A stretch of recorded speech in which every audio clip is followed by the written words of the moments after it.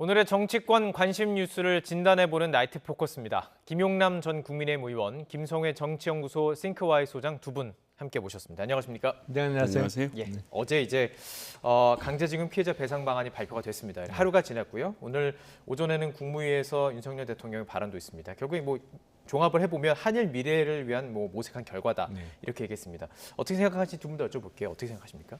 사실 한일 간의 어떤 문제는 그게 강제징용의 문제가 됐던 아니면 위안부 관련한 문제가 됐던 매우 정치적으로 민감하고 자칫 잘못하면 국민들로부터 많은 비판을 받을 수 있는 이슈이죠. 그래서 역대 정부를 보면 좀처럼 손을 안 대고 그냥 임기 5년은 넘겨버린 정부들이 꽤 있습니다.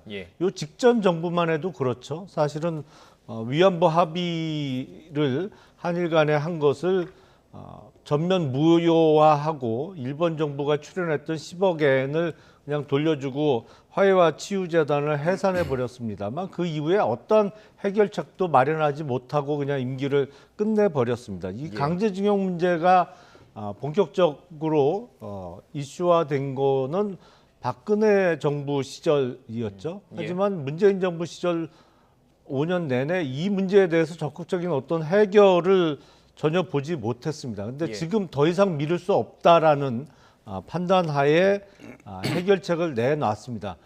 물론 국민들로부터 어떠한 지적을 받는 게 두려웠다면 이런 일도 시도하지 않았을 겁니다. 하지만 더 이상 두고만 볼 수는 없고 지금 더군다나 국제 정세에 비춰볼 때 이 문제를 계속 끌고 가고 덮어두는 것은 한국의 국익에도 전혀 도움이 안 된다고 판단했기 때문에 해결책을 내놨고 물론 지금 정부가 추진하고 있는 해법에 대해서 반대하시는 국민들이 많이 있으실 수 있습니다만 현실적으로 외교 문제라는 것은 상대방이 있는 게임이기 때문에 어느 일방의 완전한 만족을 구할 수 있는 해법은 현실적으로는 구하기가 어렵죠. 그런 측면에서 좀 이해를 구하는 측면이 있습니다. 알겠습니다. 그러니까 민감한 사안이고 어떻게 보면 여론을 알리는 작업들이 좀 필요했을 텐데 이제 그런 거 의식해서 말씀하신 것 같아요. 하지만 이 시기가 상당히 중요하기 때문에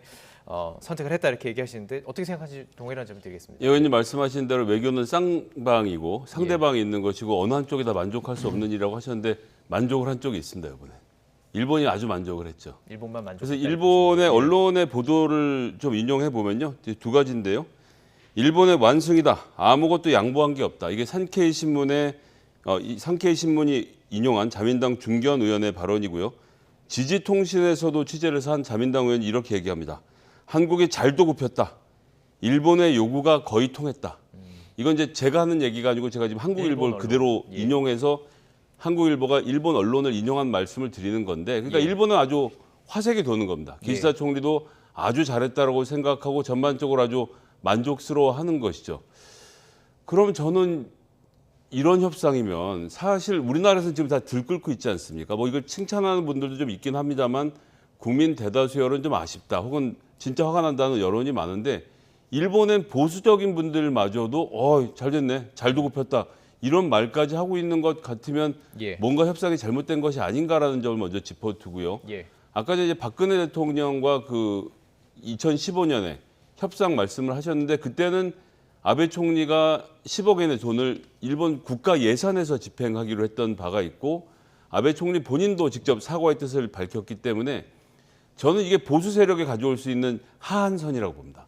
이 정도는 해야 된다의 하한선에 직접적인 사과와 직접적인 배상 참여가 들어가야 되는데 이번에는 포스코 등에서 돈을 격출을 하겠다고 하시는데 전 이것도 잘 이해가 안 돼요.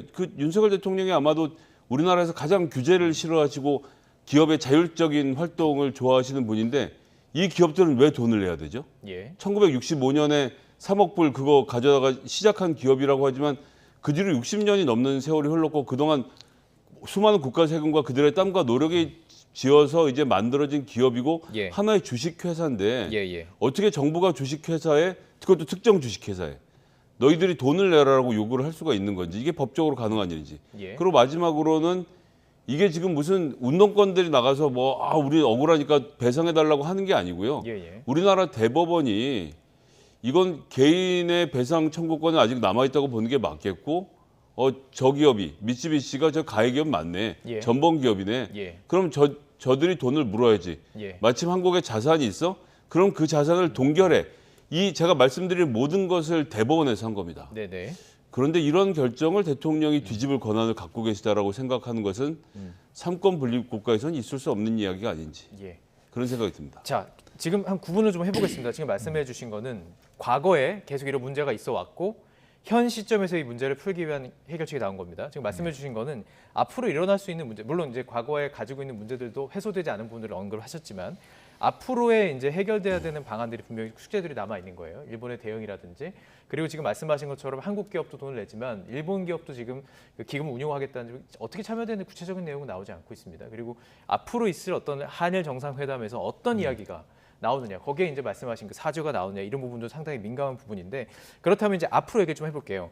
배상안을 계기로 한일 또 한미 정상회담이 계속 있습니다. 그렇다면 이 한일 우선 회담에서 좀 구체적인 좀 국민들이 들었을 때 여론에서도 좀 속 시원하다 이런 얘기 나올 가능성이 있다고 보시죠?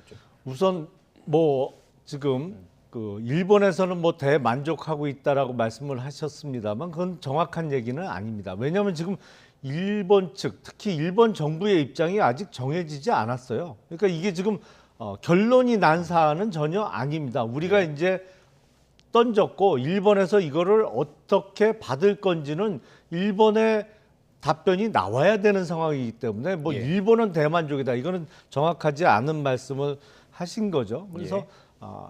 이 일본 정부와 일본 지금 문제가 됐던 소위 전범 기업의 입장이 앞으로 나올 것이고 예. 그 결론에 있어서 한일 정상회담이 이루어진다면 일본 측의 어떤 성실한 답변을 이끌어낼 수 있는 계기가 마련되지 않을까 싶습니다. 그리고 그 돈을 왜 포스코가 내냐 그러는데 이제 그런 논리라면 미쓰비시는 지금 그때 이미 80여 년 전에 그 사람들이 주주가 똑같은 사람도 아니고 주인도 여러 번 바뀌었을 텐데 그런 논리면은 주주가 다르기 같은 때문에. 문제가 예. 또 생기는 거죠. 사실은 그래서 그런 의미에서 1965년 이제 한일 청구권 협정에서 받은 돈으로 기업이 설립됐거나 그때 이제 그 경제적 이익을 받던 기업들이 출연하는 식으로 예. 해법을 내놨습니다. 예. 물론 앞서 말씀드린 대로 이게 아주 미묘하고 어려운 외교 문제이기 때문에 네. 어느 일방이 완벽하게 만족할 수 있는 해법을 내놓기는 어렵습니다만 지금 이 문제를 반드시 해결해야 되는 것이 지금 1991년 소련 해체 이후에 소위 30여 년 동안 진행됐던 세계화가 지금 세계화의 종말이라는 이야기가 나오고 있어요. 지금 네네. 우크라이나에서 벌어지고 있는 전쟁뿐만 아니라 G2라는 미국과 예. 중국 간의 대립, 현실적으로 한반도를 둘러싸고 있는 북한, 중국, 러시아와 또 우리나라와 미국, 일본 간의 사실상의 어떤 긴장 관계가 점점 예. 지속되고 있고 또 그 긴장이 고조되고 있는 상황에서 예. 대한민국과 일본이 과거사 문제로 계속 삐그덕거리는 것을 지속하기는 어렵다는 것이 현실적인 판단일 수밖에 없다고 생각을 합니다. 이 시기에 현실적인 판단을 내릴 수밖에 없었다 말씀하시는 건데요. 지금 배경들의 이야기가 나오고 있습니다. 윤석열 대통령은 미리 매를 먼저 맞는 게 낫다 이런 얘기도 있었고 지지율이 떨어진다고 해도 하는 일을 주저하지 않겠다. 이게 지금 공통적인 게 지금이에요. 지금 말씀하신 것처럼 지금 어떤 외교적으로 전 세계적인 흐름 같은 것이 아주 민감하다고 보고 있는 것인데 그렇다면 이제 남는 것은 그 피해자의 발언들, 피해자의 마음 그리고 이제 여론도 지금 상당히 중요한 상황입니다. 지금 일본의 반응이 상당히 중요해요. 지금 말씀하신 것처럼 공식적인 반응이 나오지 않았기 때문에 그렇다면 우리 정부에서 이 상황 속에서 조금 어느 정도 일본의 어떤 반응이라든지 정부의 어떤 대응 지금 말씀하신 그 일본 기업들에 대한 어떤 얘기들을 조금 알고 있을까요? 어떻게 보세요? 추측하십니까? 어떻게 저는 추측하십니까? 예. 이미 협상은 끝났다고 봅니다. 그 부분에 협상은 대해서 테이블에 올라와서 협상할 때 협상을 하는 것이고 우리가 손에 카드를 들고 있어야 상대방하고 겨뤄볼 거 아닙니까? 지금 이미 우리 청구권을 포기하는 걸 넘어서서 즉 대법원이 재산 압류까지 네. 하고 있는데 이거 다 풀고 제3자 대의 변제로 풀겠다라고 하면서 피해자 지원 재단이 일본 정부에게 미쓰비시 기업에게 구상권 청구하는 일도 없을 것이다라고 선언까지 했기 때문에 예. 일대 그 카드는 다 손에서 놨습니다. 예. WTO의 그 일본에서 했던 수출 규제 관련돼서 재개놨던 것도 중단하겠다라고 지금 오늘 정부가 공식적으로 이야기를 하고 있고요. 예. 모든 카드를 다 손에 놓은 다음에 처분에 맡기겠다라고 하는 건데 일본 정부가 오늘 반응 안 한 게 아닙니다. 했죠. 한데 우리가 기대했던 것과는 완전히 다른 방식으로 굉장히 모멸찬 방식으로 예. 진행을 우리 했습니다. 말하면 이렇게 외교부 차원에서 이제 얘기가 나온 거고. 일단 예, 기시다 예, 총리가 예. 아침에 회의에 나와서 발언하면서 예. 역대 수상들의 그러한 역사적 인식을 같이 하겠다고 말한 걸 우리가 자꾸 얘기하는데 네. 이 질문이 뭐였는지를 봐야 돼요.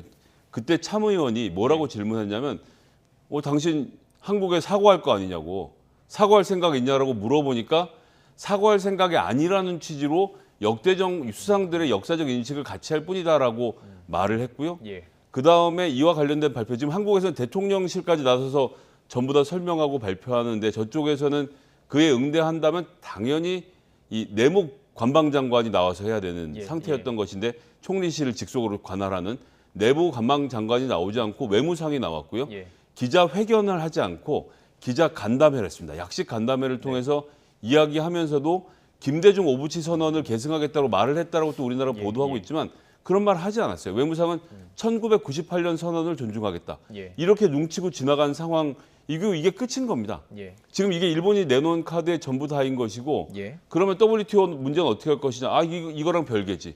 G7 초청은 이것도 이거랑 별개지. 예. 라고 한 거니까 예전에는 최소한 박근혜 대통령은 격식을 갖춰서 양국의 외교부 장관이 나와서 뭐라고 얘기를 하는 네. 합의문이라도 있었는데 예. 이번에는 윤석열 대통령의 일방적인 구애의 러브레터만 지금 일본에게 전해졌는데 일본이 이 구애를 받아들일까요?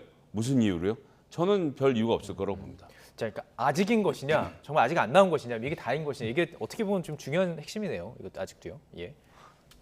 공식적인 일본 정부의 답변은 없다고 아직은 내용이 아직은 없는 없다고 것으로 보신 봐야겠죠. 거고. 예. 이제 예. 앞으로 나오겠습니다. 나올 거라 보시고요. 자, 그렇다면 이제 이것과 관련한 여야의 반응을 좀 극명한 입장차를 저희들이 좀 정리해 볼 시간인 것 같습니다. 먼저 저희가 발언을 좀 모아봤습니다. 이 내용 듣고 계속 이야기 이어가겠습니다. 일본의 전쟁 범죄에 면죄부를 주는 최악의 외교적 패착이자 국치입니다. 국가의 자존심을 짓밟고 피해자의 상처를 2번 헤집는 개묘 늑약과 진배가 없습니다. 지금도 가해자인 일본은 어떤 문제도 인정할 수 없다라는 오만한 태도로 일관 중입니다. 그런데도 정부는 새로운 사죄를 받는 것이 능사가 아니다라고 말합니다. 제3자 대위 변제 아이디어는 우리의 아이디어가 아니고 민주당의 아이디어입니다. 마지막 수단이고 마지막 해법이라는 인식에서 우리가 결단을 내린 건데 윤석열 대통령이 지금 폭탄 처리반을 맡아가지고 지금 EOD 슈트를 입고 폭탄 처리에 나선 겁니다. 누구도 건드리지 않으려고 했던 이 폭탄을 말이죠. 그래서 저는 이거를 좀 대승적인 대통령의 결단으로 봐야 되겠다. 민주당에서는 강도 높게 비판을 했고요. 국민의힘에서는 이 안 자체가 문희상 전 의원이 냈던 안이다 이렇게 얘기하고 있어요. 물론 이제 저희가 참고 자료를 보여드릴 겁니다. 조금 다른 부분이 있어요. 이게 어떤 내용인가요? 그러니까 문희상 전 의장님이 제 기억으로는 네. 그 한국 기업, 일본 기업, 예. 그리고 한국 정부와 일본 기업, 예. 그리고 또 자발적인 민간 성금까지 그렇죠. 국민 합쳐서 성금까지. 예. 재단을 만들어서 그 재단에서 이제 피해자들에게 배상을 하는 그 안을 내놓으셨던 것으로 기억을 하고 예. 문재인 정부에서는 그 안은 받아들여지지 않았죠. 사실은 예. 예. 그러면서 문재인 정부에서는 뭐 구체적인 해결 방안을 딱히 내놓은 건 없습니다. 그리고 이제 5년 임기가 다 끝났고 이 상태에서 앞서 말씀드린 대로 이걸 이제 조속히 매듭을 짓고 해결해야겠다는 차원에서 이번에 정부에서 해결안을 내놓은 것이고요. 예. 저는 지금 윤석열 정부가 반드시 지난 정부의 문인상 전 의장의 제안을 따라서 했다라고는 생각이 안 되고 뭐 그런 아이디어 자체도 민주당에서 나온 적이 있다는 정도 차원의 예. 언급이 아닌가 싶습니다. 그러니까 너무 이거 공격하지 말아라 어떤 그런 의미일 수도 될 수가 있을 텐데요. 자, 그런데요. 석동현 민주평통 사무처장의 발언 이거 혹시 보셨습니까? 이게 지금 SNS 상에서는 좀 지우셨다고 하더라고요. 좀 일부 부분은. 이게 어떤 내용이냐면 식민 지배받는 나라 중에 배상을 악쓰는 나라 한국 말고 어디 있느냐 이런 발언을 한 것으로 전해지고 있고요. 지금은 조금 그 일부를 좀 수정한 것으로 전해지고 있습니다. 어떻게 보세요, 이거는? 프랑스나 영국 등 대부분의 제국주의 국가들 지금까지 뭐 네덜란드도 마찬가지고 아프리카 국가들과 소송을 하고 배상하고 참여하는 과정들을 계속 역사적으로 하고 있습니다. 안 하고 있는 것이 아니고요. 예. 그리고 우리나라는 왜 그러느냐? 애시당초에 우리 보수가 얘기하는 건국의 아버지 이승만 대통령도 당시에 우리가 배상금으로 22억 불을 요구를 했었습니다. 그 당시에. 예. 그런데 일본 정부가 택도 없다고 안 받아줬죠. 박정희 대통령이 그때 이거 어떻게 처리했습니까? 3억 불로 19억 불을 깎아주었고요. 3억 불 받으면서도 배상금으로 받았느냐? 예. 아닙니다. 독립축하금으로 받았습니다. 그러면 일본이 전 세계에 자기들이 그렇게 민폐를 끼치고 잘못했던 나라들에 전부 다 독립축하금을 줬느냐? 아닙니다.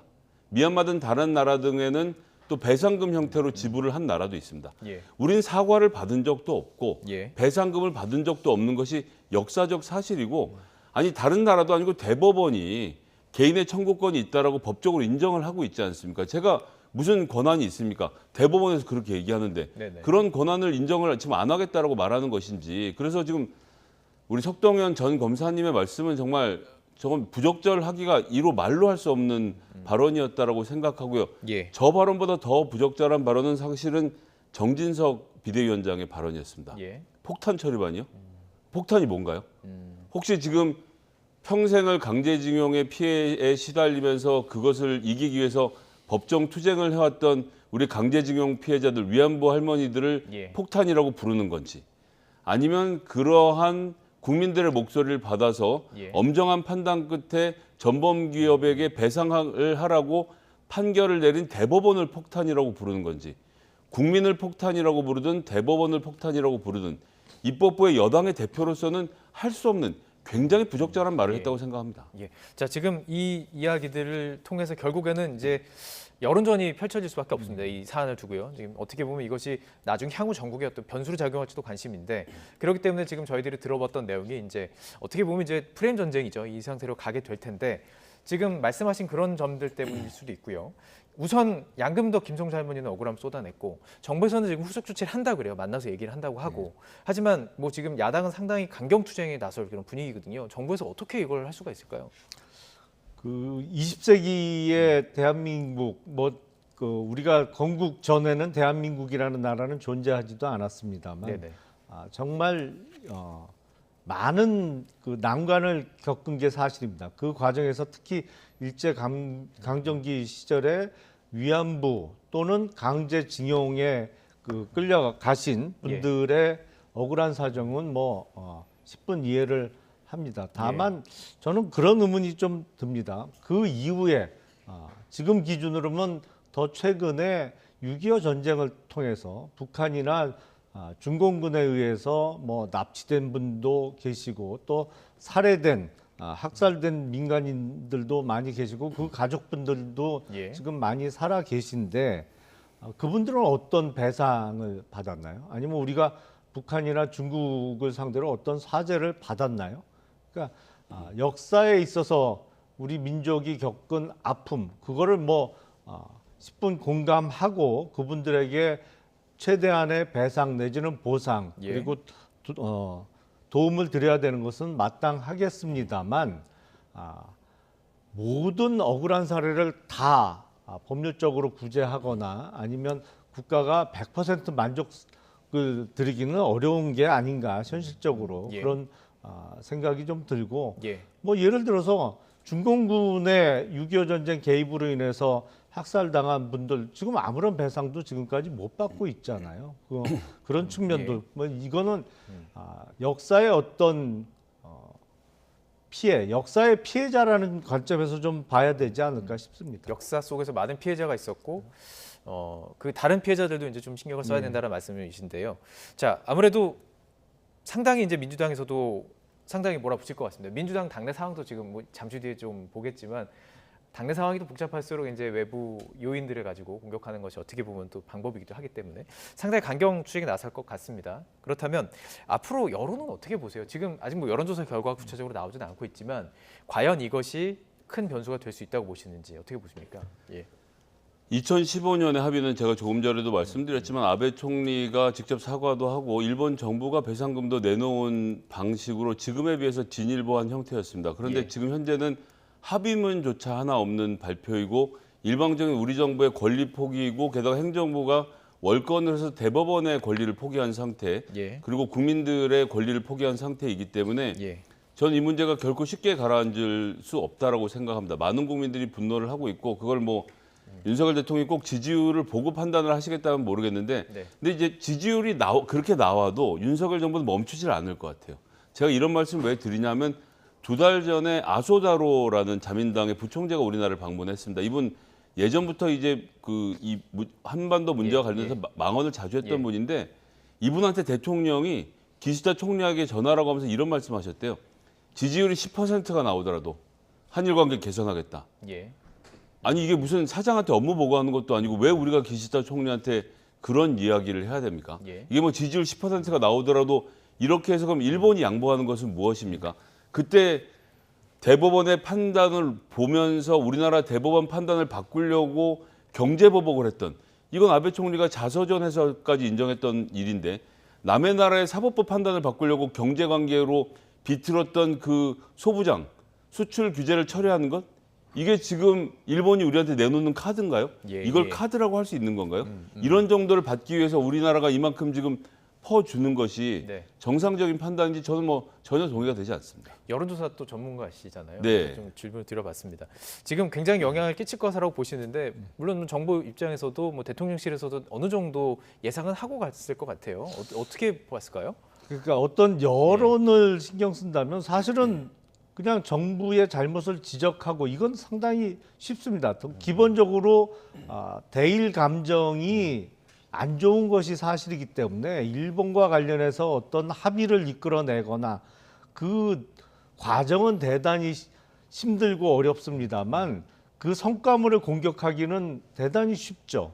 지금 김 소장님이 몇 번 언급을 하셨습니다만 2015년도에 이루어졌던 박근혜 정부 당시에 위안부 관련한 합의. 이거는 일본 정부에서 나온 출연금이기 때문에 다른 의미가 있습니다만 이거 문재인 정부 들어서 쉽게 무효화시켰거든요. 그리고 그 일본 정부에서 받았던 돌려주고 재단 해산해 버리지 않았습니까? 근데 지금 이번 그 우리의 강제징용의 해법에 대한 윤석열 정부의 제안에 대해서 일본 내에서는 또 그런 염려도 있다고 해요. 그러니까 위안부 합의와 같이 이번에 어떤 합의를 이루더라도 다음에 정부 바뀌면 또 무효화되는 거 아니냐. 뭐 그러니까 이 지난 정부에서 했던 일을 이렇게 쉽게 무효화하고 합의를 깨버린 거에 대한 후유증이 지금도 사실은 있는 단계죠. 그래서 물론 여론을 신경을 전혀 안 쓸 수는 없겠습니다만 장기간의 국익을 위해서 이번 문제에 있어서는 많은 국민들께 좀 이해를 구하려는 노력을 계속 해 나갈 수밖에 없다고 생각이 됩니다. 정부에서도 그 노력이 이어질 것으로 보이는데요. 관련 소식들이 이제 계속 이어나가면서 또 다뤄보도록 하겠습니다. 주제 좀 바꾸도록 하겠습니다. 국민의힘 전대 지금 최종 투표율이 나왔죠. 55.1%입니다. 이게 당대표 선거 기준 역대 최고치 기록이고 당원이 늘었잖아요. 이게 정말 많은 수치. 도대체 어떤 것을 의미하느냐. 사실 뭐 여쭤보는 분들마다 모르겠다 혹은 본인들이 원하는 얘기들 좀 말씀하시는 분위기인 것 같아요. 이제 여쭤보겠습니다. 어떤 의미입니까? 이렇게 행위 되는 건? 사실 모르죠. 특히나 사실인 거고. 이런 식의 100% 당원 투표는 처음으로 이루어지는 것이기 때문에 네. 국민의힘의 경우에는 내부 사정을 잘 모르니까 잘 모르겠습니다. 근데 이제 몇 가지 짐작해 볼 수 있는 건 있습니다. 2022년 지방선거를 앞두고 시구의원들이 엄청나게 동네 당원들을 많이 모아서 소위 말하는 동네 이제 페이퍼 당원이라고 하는 그냥 입당 원서만 내고 당원인지 아닌지 잘 모르는 분들도 많이 있는 상태에서 이렇게 숫자가 많을 텐데 그런 분들 중에서 무려 55%가 투표에 참여했다. 민주당 같은 경우도 투표 참여율이 대충 40% 안팎이거든요. 지난번 이준석 대표 선거 때보다도 10% 높다는 것 자체는 당원들이 굉장히 활발하게 움직이고 있는 것이기 때문에 국민의힘은 그 점에서는 되게 좋은 일이라고 봅니다. 네. 전 그리고 구체적으로는 두 사람에게 혜택이 돌아갈 거라고 보는데요. 누구나 예상하듯이 돌풍을 일으키고 있는 천하람 후보 같은 경우에는 20, 30대 신규 가입 당원들이 이번 선거에서 투표할 생각이 없다가 천하람을 찍으려고 혹은 이준석을 지지하려고 대규모 투표에 들어왔다. 참여하면서 투표율 올라간 것이 한 측면인데 예. 이 20, 30대 숫자는 17% 정도밖에 되지 않기 때문에 이것이 결정적인 변수는 아니었을 거라고 보고요. 네네. 그렇다라고 하면 김기현 후보 쪽에서 조직 동원을 아주 대규모로 한 것으로 봐야 되겠습니다. 이건 무슨 뭐 예. 돈을 살포하다 이랬다는 의미에서 조직 선거가 아니라 어쨌든 이 모바일로 하는 선거는 우리나라 중앙선거관리위원회에서 문자를 보내면 네. 그 링크를 눌러서 투표하는 방식으로 진행을 하는데 예. 맨 마지막에 투표를 마치셨습니다 하면 화면이 나오거든요. 예. 보통 투표를 인증하는 방식으로 그걸 캡처를 해서 나 투표했어라고 보통들 다 이렇게 하는데 이런 자료를 모으기가 손쉬웠기 때문에 예. 조직적으로 자 이번엔 다 모바일 투표를 합시다라고 독려를 했을 가능성이 있어서 네네. 그렇게 할 수 있는 능력과 조직을 갖고 있는 것은 김기현 후보 측밖에 없었기 때문에 예. 어떻게든 1차전에서 끝내겠다라는 아주 강한 의지를 가지고 예. 조직 동원을 열심히 하신 것이 아닌가라고 넘겨 짚어보겠습니다. 조직 동원이 만약에 됐다면 이게 뭐라 그럴까요? 신풍속이 되는 것 같은데요. 그래서 관심 갖고 참 지켜볼 수밖에 없는데 분위기 어땠습니까? 아무래도 듣는 것도 있고 현장에서도 느끼실 텐데. 글쎄, 뭐 이게 지금 84만 명을 대상으로 하는 선거에서 소위 조직 동원을 통해서 투표를 이렇게 높게 올리는 건 불가능하다고 생각이 되고요. 네. 전당대회 치고는 가장 높은 투표율인 것은 틀림없습니다. 2021년 6월에 있었던 전당대회 때 45%를 살짝 넘겼는데 예. 그게 역대 어느 45.36. 전당대회보다도 높은 투표율이었거든요. 근데 이번에는 이제 그때보다도 10% 가까이 높은 투표율이 나왔습니다. 예. 제가 보기엔 가장 큰 이유는 2021년 11월에 있었던 당내 대통령 후보 경선을 통해서 예. 이 모바일 투표를 당원들이 많이 경험했기 때문입니다. 학습 효과가 예, 되는군요. 그때 투표율이 64%가 나왔었습니다. 그렇죠. 대선 그때. 물론 대선이기 때문에 예, 예. 전당대회보다도 더 관심이 높고 예. 더 뜨겁죠. 예. 그래서 그때 64%가 넘는 투표율을 보였는데 그때 많은 당원들이 모바일 투표의 편리성 내지 네. 이걸 어떻게 하는지를 다 경험을 해봤기 때문에 예. 이번에도 투표 첫날 30%가 넘는 모바일 투표율을 예. 보여줬고요. 그러다 보니까 이제 최종 투표율이 55%를 넘기게 된 것이고 저는 이 높은 투표율이 어느 특정 후보의 유불리와는 상관없다라고 생각을 합니다. 그만큼 예. 당원들이 투표에 쉽게 참여할 수 있다는 것을 경험했고 네. 그 경험이 쌓이다 보니까 예. 이번에도 전당대회 치고는 가장 높은 투표율을 보여줬고 앞으로도 전당대회가 또 벌어진다고 해도 네. 뭐 이번보다 반드시 높지는 않을지라도 꽤 높은 그러니까 뭐 투표율은 계속 유지가 되지 예. 않을까 싶습니다. 알겠습니다. 여러 가지 의미에서 상당히 내일 발표가 궁금해지는 상황인데요. 하지만 여기 여러 가지 잡음들이 들리고 있습니다. 그리고 이게 큰 변수가 될 수 있을지도 궁금한데 안철수 후보 측이 결국에는 김기현 후보 측 문제점이 있었죠. 계속 공격하는 그 대통령실의 선거 개입 문제를 관련해서 강승규 대통령 시민사회수석을 공수처에 고발했습니다. 관련 녹취를 우선 들어보시죠. 이게 가장 근본적인 대한민국의 자유민주주의 기본을 훼손하는 일 아니겠습니까? 공무원이라는 건 모든 국민을 위해서 봉사하는 사람이거든요. 예. 그러니까 뭐 당연히 특정 전당이라든지 또는 특정인 선거운동을 대신해주면 그거는 될 수가 없죠. 헌법도 그리고 또 법률도 그게 규정이 돼 있습니다. 녹취록이 또 있다고 하셨어요. 사실은 내용은 거의 대동소이합니다. 같은 목적으로 여기저기 뿌렸으니까요. 네네. 그래서 뭐 길이가 짧은 것도 있고 뭐 조금 긴 것도 있고 한데 뭐 거의 대동소이하다고 볼 수 있습니다. 같은 사람입니까? 다른 사람도 있습니다. 덮으실 생각이세요? 아니면은 뭐 사안에 따라서는 뭐 추가 폭로도 있을 예정입니까? 지금 뭐 그대로 놔둘 수는 없죠. 이건 전당대회와는 별개로 이건 끝까지 파헤쳐서 진상 규명을 해서 다시는 이런 일이 없도록 그렇게 만들어야 될 사안입니다. 지금 뭐 칼을 뽑아들었다라고 표현을 해야 될 것 같습니다. 결국에는 고발까지 이루어졌고 법적인 조치 방침을 계속 내놨고 앞으로도 계속 이어질 것으로 보여요. 상당히 이게 뭐 파열음이 될까요? 어떻게 보십니까? 일단 첫 번째는 이번 선거에 영향을 안 미칠 겁니다. 이번 선거는 깨끗하고 잘하는 사람을 뽑는 선거가 아니고요. 윤석열 대통령에게 마음과 머리를 비우고 무조건 그냥 대통령 알아서 하십시오라고 하는 당대표를 뽑는 선거이기 때문에 뭐 이런 결과가 나오든 저런 결과가 나오든 전 큰 차이는 없을 거라고 봅니다. 두 번째는 안철수 후보의 태도는 잘 모르겠어요. 그러니까 링 위에서 열심히 싸울 때는 아무 말도 하지 않으면 아무 일도 일어나지 않을 거라고 하니까 아무 말도 안 하고 가만히 있다가 투표가 다 끝난 다음에 지금 싸움을 걸기 시작하는 것이거든요. 링으로 치면 이 복싱을 하라고 링에 올려놨을 때는 한 대도 못 때리고 있다가 링 밑에 내려와서 지금 상대 선수를 드자비를 하는 과정이라서 이게 얼마나 파장을 가질지는 그런 점에서는 잘 모르겠고요. 세 번째로는 이 대통령실의 이 문제는요. 이거는 어안이 벙벙한 수준입니다. 뭐 의원들도 더 잘 아시겠지만 대통령실의 핸드폰에서 카톡을 들고 행정관이 이런저런 메시지를 보내고 통화를 하고 이런 일을 한다는 자체가 이 보안 사항에도 맞지 않고 이 메신저를 사용해서 이런 일들을 하질 않거든요. 그리고 기본적으로는 대통령실 행정관들 너무 바빠서요. 이런 일을 하고 다닐 수가 없습니다. 그렇다고 한다면 지금 강승규 수석이 고발도 됐지만 조직적으로 안 하고 나서 이 행정관들이 알바식으로 밖에 나와서 자기 의사 표출하기 위해서 선거운동을 도왔다라고 볼 수는 없기 때문에 아니 도대체 대통령실을 얼마나 불안하길래 이렇게 이기고 있는 김기현 후보를 더 이기게 하려고 대통령실 행정관들까지 동원한 것은 아닌가. 왜 이 문제에 대해서 지금 수석도 대변인도 제대로 해명을 안 하고 있는 것인지 맞으면 맞다 아니면 맞다라고 아니면 아니다라고 설명해야 될 때가 아닌가요? 황교안 후보는 상당히 지금 강력하게 나오고 있어요. 그냥 단순히 이 선거 후에도 계속 이것을 김기현 후보 측은 공격할 것 같거든요. 특히 울산 문제도 그렇고요. 울산 저희 KTX 개발 문제도 그렇고요.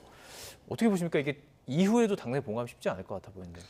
우선 그 대통령실의 일부 행정관들이 그 전당대회와 관련한 당내 선거 운동이죠. 거기에 관련한 단톡방에 관련된 거는 제가 봐도 심각성이 있다고 보입니다. 일단은 임명직 공무원으로서 대통령실에 근무하면서 끼지 않아야 될 자리에 낀 것으로 보여요. 그래서 이거는 구체적인 어떤 관련 정도나 행위는 앞으로 조사가 이루어지면 나오겠습니다만 어쨌든 적절해 보이지 않습니다. 그래서 이거는 전당대회 종료와는 상관없이 공직선거법 위반의 문제이기 때문에 이건 앞으로 이제 사법적인 어떤 결론이 나야 되지 않을까 싶고요. 공무원법 위반 쪽이죠? 그게 이제 전당대회는 당내 선거이기 때문에 공직선거법의 대부분의 규정이 적용되는 공직선거는 아닙니다. 하지만 이게 공무원 신분, 그러니까 당적을 유지할 수 없는 임명직 공무원은 해서 안 될 일들이 쭉 열거돼 있는데 그 중에 하나가 이제 당내 경선에 개입하는 일이거든요. 그래서 그 위반의 문제가 될 수가 있고 다만 이게 대통령실 수석을 같은 당 소속의 전당대회 후보가 고발하는 게 물론 이제 법률적으로 어떤 잘못된 의혹이 있으면 고발을 하는 것은 권리라고 볼 수도 있습니다만 아직까지 대통령실의 수석이 직접적으로 관련돼 있다는 어떠한 증거도 아직 나온 바는 없거든요. 그러니까 그 수석실 소속 행정관들이 관련된 거 아니냐는 의혹인데 수석을 고발했단 말이죠. 그래서 안철수 후보가 글쎄요, 이제 입당하신 지가 한 1년이 조금 안 됐는데 이 국내심에서 계속 뿌리를 내리고 정치 활동을 당내에서 계속 하시기 위해서는 과연 아직 증거가 전혀 드러나지 않은 수석을 고발하는 게 그것도 이제 후보 측의 이름으로 고발하는 게 맞았냐라는 예. 좀 의문은 듭니다. 예. 그래서 관련해서 이 사안을 놓고 뭐 원외 원내에서 여러 가지 지금 얘기들이 나오고 있는 것들이 사실입니다. 저희가 시간이 많지가 않네요. 지금 바로 다음 주제로 넘어가서 녹취를 좀 듣고 이 얘기를 계속 나눠갈 텐데요. 민주당 얘기를 좀 해보도록 하겠습니다. 갈등이 수면 위로 드러나고 있죠. 저희가 준비했던 녹취들을 좀 듣고 싶은데요. 안민석 의원, 조홍천 의원이 오늘 라디오에서 인터뷰한 내용들이 있습니다. 저희가 모아봤습니다. 함께 들어보시죠. 운동장처럼 바닥 민심은 이재명 동정론이 확산되는 추세거든요. 당내에서 이런 바닥 민심을 잘 헤아리면은 이재명을 지키자라는 흐름이 더 저는 강화될 거라고 저는 보고 있습니다. 지금 비명 친명 이렇게 싸울 때가 아니잖아요. 총선 없는 전쟁을 하고 있고 대통령이 야당 대표를 제거하려고 지금 작정을 하지 않았습니까? 우리는 똘똘 뭉쳐서 죽기 살기로 맞서는 수밖에 없어요. 해법을 구체적으로 좀 내놔라. 당을 이렇게 끌고 가겠다. 총선 어떻게 치르겠다. 예. 나는 구체적인 얘기를 할 책무가 있는 거죠. 예. 어떤 뭐 당대표직을 물러나는 아니 뭐 것. 그것도 해법 중에 하나입니다. 당직 개편도 방법이고 지금 최고위원을 포함해서 여러 당직이 다 완전히 지명대로 돼 일색으로 지금 있으시죠? 돼 있거든요. 예. 그러니까 여론조사가 어떻게 나와도 그건 뭐 모집단 포집이 잘못된 거다. 네네. 뭐 이렇게 말씀을 하시고 예. 그러니까 참 많이 괴리감을 느끼고 답답해 하는 거죠. 자, 두 가지 목소리. 어떻게 보면 이제 해법을 찾아야 되는 상황입니다. 그래서 두 가지 목소리가 나와요.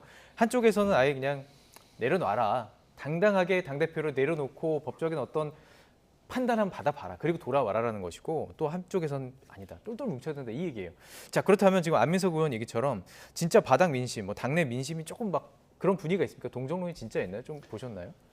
그러니까 실제로는 당내 동정론에 불을 지피고 있는 건 검찰입니다. 저 공소장의 내용 이거 이제 국회의원들 다 돌려봤거든요. 예. 어쨌거나 그 분야에 나름의 경력들이 쌓여 있는 사람들이 내용 보고는 이거 갖고 못하겠다. 네. 그러니까 이거 갖고는 찬성 못하겠다는 사람들이 많이 있었기 때문에 저는 80%에 가까운 의원들이 지금 반대표를 던졌다라는 걸 하나 짚어야 된다고 생각하고요. 네. 그럼에도 불구하고 당이 바뀌어야 된다는 생각을 하고 있는 의원들도 다수 있는 건 사실입니다. 예. 그건 또 그거대로 현실로 받아들여야 된다고 생각하고 그런데 전 여기서 하나 딱 짚고 싶은 거는 당대표를 사퇴하라고 하는 여론은 사실 정말 소수입니다. 소수다. 그러니까 이제 그런 여론들 뭐 박지원 비대위원장 이런 분들은 사실 당내에서 무슨 정파에서 활동을 하시는 분이 아니거든요. 예. 당내 그래도 대주주라고 불리는 정파 그룹들에서 지금 이재명 대표의 사퇴를 요구하고 있는 그룹은 하나도 없습니다.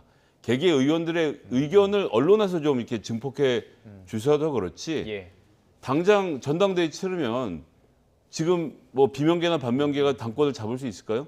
아니 뭐 비대위로 가자고 하는데 지금부터 내년 총선까지 14개월 동안 비대위를 하자는 게 말이 안 되는 얘기거든요. 네네. 그래서 이재명 대표에 대한 사퇴를 주장하고 있는 당내 여론은 그렇게 높지 않고 예. 다만 지금처럼보다는 좀 더 탕평책으로 당 운영을 했으면 좋겠다라는 그런 이제 비명계 반명계의 건의를 예. 이재명 대표가 어떤 식으로 수용하고 당을 혁신할 것인지 예. 이게 이제 앞으로 한 1, 2주 동안 벌어질 일로 보고 있습니다. 그렇습니다. 어떻게 보면 이 사건을 바라볼 때 좀 마음 편하게 바라보실 수 있을 것 아니, 같아요. 뭐 어떻게 조언도 어떻게 보면은 객관적으로도 할 수 있을 것 같은데요. 어떻게 보십니까? 글쎄 제가 예. 그냥 외부인으로서 보기에는 바닥 민심은 이재명 대표에 대한 동정론이다라는 안민석 의원의 이야기는 그야말로 아전인수격 해석이 아닌가 싶습니다. 예. 상식적으로는 제1야당의 대표가 이러한 사법 절차에 계속 응해야만 되는, 물론 그게 다른 사람의 잘못도 아니고 본인의 잘못이거든요. 본인이 당대표가 되기 훨씬 전에 단체장을 할 때 이런저런 업자들하고 연루된 의혹과 관련해서 지금 사법 절차가 계속 진행되고 있는데, 상식적으로 볼 때 이런 상황에서 당대표를 계속하기는 어렵다고 보는 게 맞겠죠. 예. 다만 예. 이재명 대표 개인의 입장에서는 본인에게 점점 다가오고 있는 사법 리스크를 이게 법적으로 풀기에는 불가능해 보이고, 이걸 어떻게든 정치적인 해법으로 풀어야 되다 보니까 예. 당대표직이라는 어떤 간판 내지는 커다란 방패가 필요한 상황인 건 이해를 하겠는데, 예. 이재명 대표 개인을 제외하고 다른 민주당 소속의 국회의원이나 아니면 내년 총선을 준비하고 있는 정치인의 입장에서는 글쎄요. 이제 뭐 공개적으로 얘기하기는 어려운 분위기인 것 같습니다만 예. 사퇴를 해줬으면 하고 속으로는 다 생각하고 있지 않을까 싶습니다. 자, 이렇게 말씀하시기 때문에 이제 얘기 나오는 게 그러면 혹시라도 검찰이 다시 한번 체포동의안을 국회로 보낸다면 한번 해봐라 이런 얘기가 나오는 거예요. 그럴 가능성 없다고 보십니까? 어떻게 보세요? 한번 해봐라라고 하시면 예. 저는 검찰이 요청을 하면 거기에 대해서 또 똑같이 표결이 이루어질 거라고 생각하고 정상적인 절차를 밟아서 민주당이 결의해서 반대표가 더 많이 나올 것 같고요. 만약에 이재명 네. 대표가 스스로 영장실질심 받겠다. 재판까지 너무 많이 걸리니까. 아, 그렇게 진행이 될 것 같아 보이진 않습니다. 예. 지금 현재 검찰이 하고 있는 이런 식의 진행에 예. 아, 그럼 우리가 뭐 신사적으로 대응하겠다라고 말할 수 있는 타이밍은 아닌 것 같습니다. 제가 보기엔 이게 예. 우리 헌법에 규정되어 있는 국회의원의 불체포 특권의 전형적인 남용 사례입니다. 그렇게 보시는군요. 헌법상의 규정은 국회 회기 중에 불체포 특권이거든요.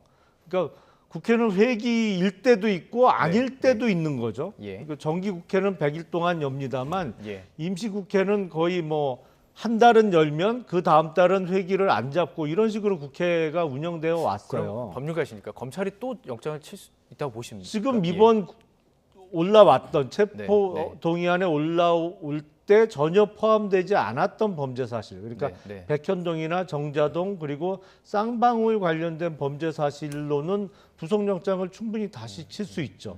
그러니까 그 건건마다 예, 중요성이 있기 때문에 예. 구속영장을 쳐보지도 않고 사건을 불구속으로 기소하기는 어려운 사안으로 보입니다. 그러면 예.